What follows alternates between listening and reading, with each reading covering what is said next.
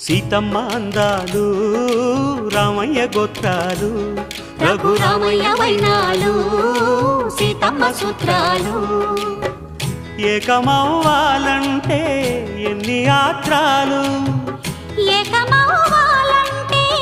ఎన్ని యాత్రాలు ఏకమైన చోట వేద మంత్రాలు ఏకమైన చోట వేద మంత్రాలు సీతమ్మ అందాలు రామయ్య గోత్రాలు రఘురామయ్య వైనాలు